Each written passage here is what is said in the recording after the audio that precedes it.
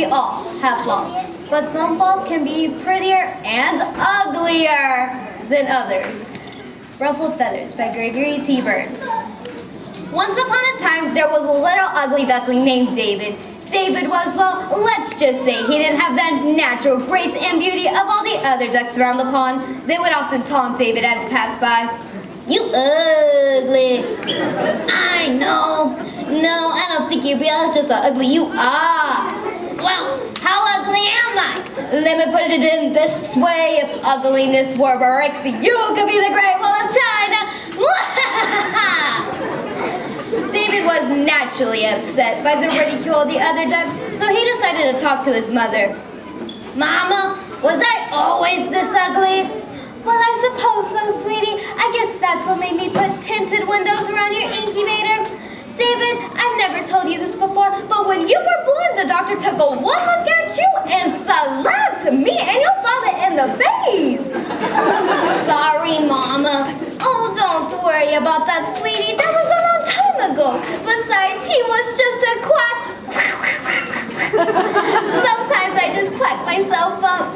David, I suppose I should tell you something." "What is it, Mama?" "Well, me and your father are flying south for the winter." "Why, Mama?" "Well, David, it's too far to walk." "But, Mama!"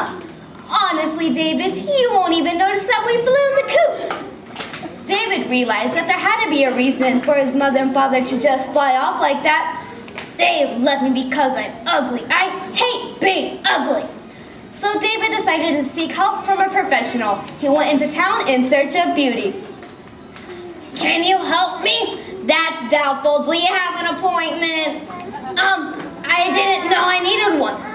No, honey. Before you just falls into Sylvia Swan Lake Salon, you need to know the rules. We don't take disasters. We don't take nightmares. We don't take nasty little ugly ducklings ill. And we don't take MasterCard.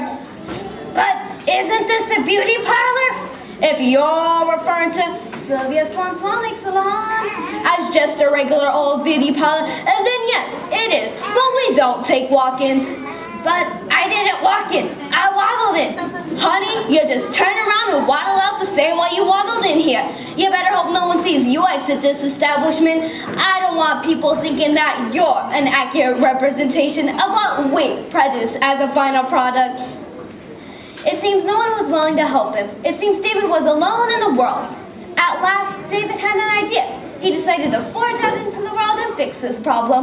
It wasn't long before David found himself on audition for the popular television reality series Extreme Makeover.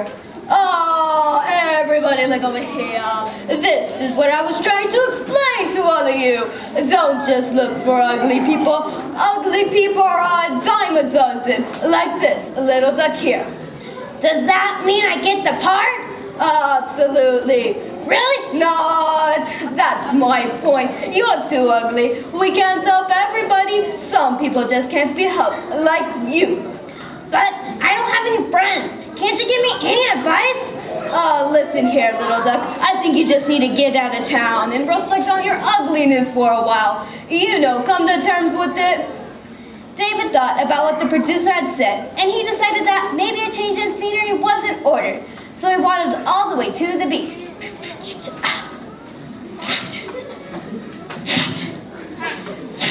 "Stop it!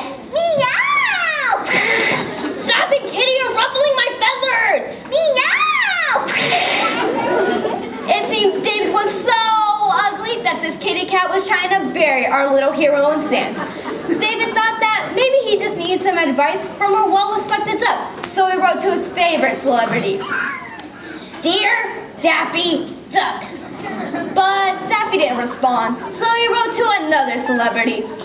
"Dear Ducky from the film Pretty in Pink." Sadly, Ducky actually responded. "Dear David, I'm not really a duck. I'm not even the same species as you. My name is John Cryer. I'm an actor. I looked at the picture he sent me. You're hideous. If I'm not the first one to inform you of this, I'm sorry. It's not my intentions to hurt your feelings.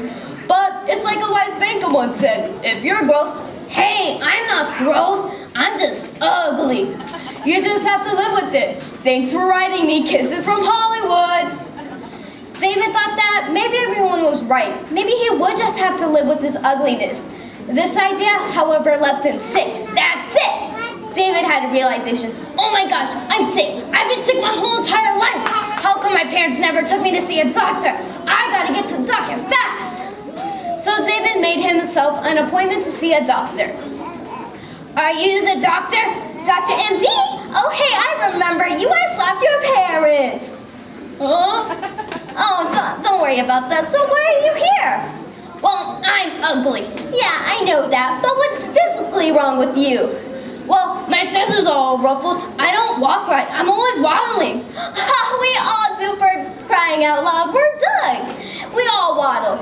Doctor, ugliness has made me sick and I want you to cure me. Okay, David, take these 2 pills each day. And you'll no longer be ugly. That's it. That's it. To David, the doctor's advice meant everything. And the no more being ugly. And the no more being teased. David could finally have friends. But, these 2, medicine wasn't really medicine. It was really too fluffy, buttery popcorn kernels. Oh, and starting tomorrow, David, I want you to stick out that breast and waddle around the pond like you own the place. Be kind and speak to everyone, and remember, after you take those 2 pills, you will no longer be ugly. Okay, doctor, I'll take my medicine every day. Oh, but David, there is one side effect, though. You might see the same image for a while, but rest assured, after you take those 2 pills, you'll start to enjoy life.